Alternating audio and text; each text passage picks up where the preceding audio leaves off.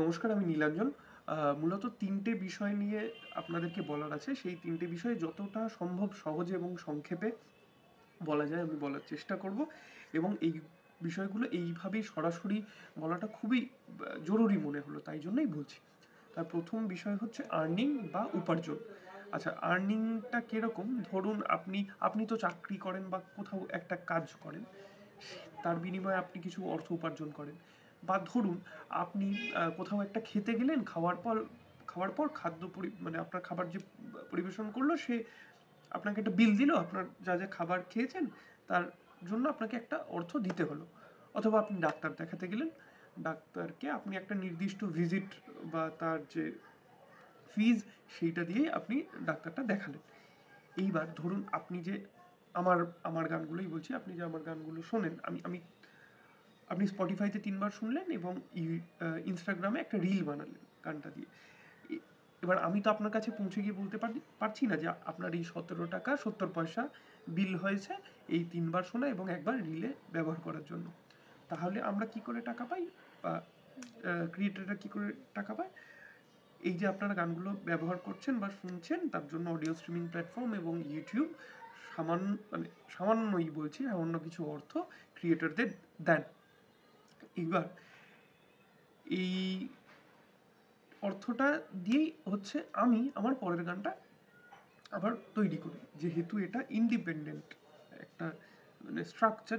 এটা সিনেমা, বা আপনারা এতদিনে বুঝে গেছেন কমার্শিয়াল আর ইন্ডিপেন্ডেন্ট মিউজিক এর পার্থক্য কোথায়। মানে ধরুন, এটা তো সিনেমা বা সিরিজ বা কোনো শর্ট ফিল্মের বা ওয়েব সিরিজের জন্য লেখা গান নয়। মানে কেউ আমায় অর্থটা দিয়ে দিল, সেই রকম হলে কেউ আমায় অর্থটা দিয়ে দিত এবং তারা যেমন করে ইচ্ছে গানটাকে ব্যবহার করতো, এবং আমিও এককালীন একটা অর্থ সেখান থেকে পেয়ে যেতাম। কিন্তু এই ক্ষেত্রে হচ্ছে, মানে চ্যানেলের ক্ষেত্রে হচ্ছে, ইউটিউব চ্যানেলের ক্ষেত্রে, যে আমি একটা অর্থ বিনিয়োগ করছি, সেই অর্থ থেকে আপনারা গান শুনে সেইটা আমি রিটার্ন পাচ্ছি, দিয়ে আবার সেই অর্থটা দিয়ে পরের গানটা বানাচ্ছি। এটা একটা সার্কেলের মতো, এইভাবেই চলছে। ফলত দেখবেন এখন ভিডিও শেষে, এখন না বহুদিন ধরেই ক্রিয়েটাররা বলেন, আমি বারবার ক্রিয়েটার শব্দটা বলছি কারণ ইউটিউবের ক্ষেত্রে এটা ক্রিয়েটারই, এটা মানে আর্টিস্ট নয় আর কি। তো বলেন যে শেয়ার করে দেবেন, সাবস্ক্রাইব করে দেবেন বা কমেন্ট করে দেবেন, এইটা খুব প্রয়োজনীয়। ব্যক্তিগত জায়গা থেকেই বলছে যে এটা খুবই প্রয়োজনীয়। আপনি সাবস্ক্রাইব করলে, আপনি শেয়ার করলে শিল্পীর, মানে ক্রিয়েটারের সুবিধা হয়, লাভ হয়, সে আরও কিছুটা অর্থ উপার্জন করতে পারে, তাতে তার পরের কাজটা বানাতে সুবিধা হয় সহজে, দ্রুত, বা আরও কোয়ালিটি আরও বেটার হয় অর্থ বেশি বিনিয়োগ করতে পারলে। এটা হচ্ছে প্রথম ব্যাপার। ফলত আপনারা যারা সাবস্ক্রাইব করেছেন তাদেরকে অনেক ধন্যবাদ, এবং আপনাদের জন্যই আমি অর্থ পাই। মানে আপনাদের কাছে যেটা বিনোদন, আমার কাছে তো সেটা পেশা। ফলত আপনাদের জন্যই আমি অর্থ উপার্জন করি এবং আরও গান বানাতে পারি। আপনাদের অনুরোধ করবো, আপনারা যদি গানগুলো ভালো লাগে আরও মানুষকে শোনান, সাবস্ক্রাইব করতে বলুন। এই এই এবার দ্বিতীয় হচ্ছে পাইরেসি। পাইরেসি কিরকম? মানে ধরুন আপনাদের কোনো গান ভালো লাগলো, কেউ করছেন কি, এই গোটা গানটাই ভিডিও অডিও সমেত ডাউনলোড করে নিজের একটা ইউটিউব চ্যানেলে আপলোড করে দিচ্ছেন, অথবা গান গানটা ডাউনলোড করে একটা ভিডিও বানালেন, নিজেই শ্যুট করে সেটা ফেসবুক বা ইনস্টাগ্রামে আপলোড করে দিলেন, কিন্তু গানটার কোনো ক্রেডিট দিলেন না।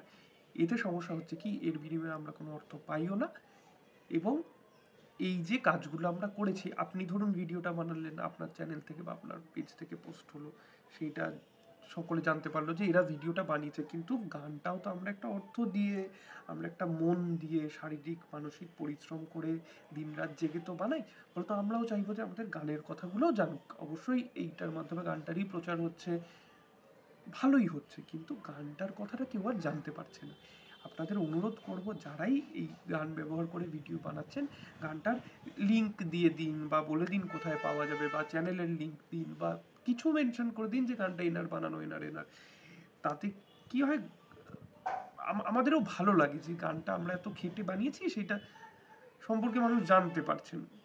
আর যারা একদমই ভিডিও অডিও ডাউনলোড করে ইউটিউবে পোস্ট করে দিচ্ছেন বা ফেসবুকে পোস্ট করে দিচ্ছেন, হাত জোর করে বলছি দয়া করে এরকম করবেন না। খুব খুব মন দিয়ে কষ্ট করে একটা গান বানাতে হয়। হ্যাঁ, মানে এইটা কেন করেন আমি আমি জানি না, আমি বুঝতে পারি না এটা কেন করেন। আচ্ছা, দ্বিতীয় পয়েন্ট গেল।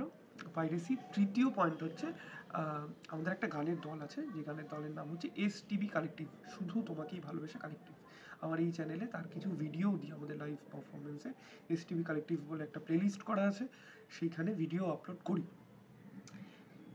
আপনাদের পছন্দের যে গানগুলো, শুধু তোমাকেই ভালোবেসে, আবার ভালোবেসে ফেলেছি তোমায়, চোখে চোখ, তোমায় দেখিনি বহুকাল, সব গুলিয়ে যায়, আপনাদের পছন্দের গানগুলোই আমরা লাইভ পারফর্ম করি। তো আপনারা যদি চান আমাদের পারফরমেন্স লাইভ দেখতে বা শুনতে, তাহলে আমাদের সাথে যোগাযোগ করুন। আমি ডিসক্রিপশানে কন্ট্যাক্ট ডিটেলস দিয়ে দেবো, মেল আইডি বা কন্ট্যাক্ট নাম্বার দিয়ে দেবো। আপনারা পশ্চিমবঙ্গের কোথাও, ভারতবর্ষের কোথাও, পৃথিবীর কোথাও যদি আমাদের গান আপনারা লাইভ শুনতে চান, আমাদের সাথে যোগাযোগ করুন। আমরা গিয়ে পৌঁছে আপনাদের ভালো ভালো লাগার গানগুলো ভালোবেসে শুনিয়ে আসবো। অনেক ধন্যবাদ।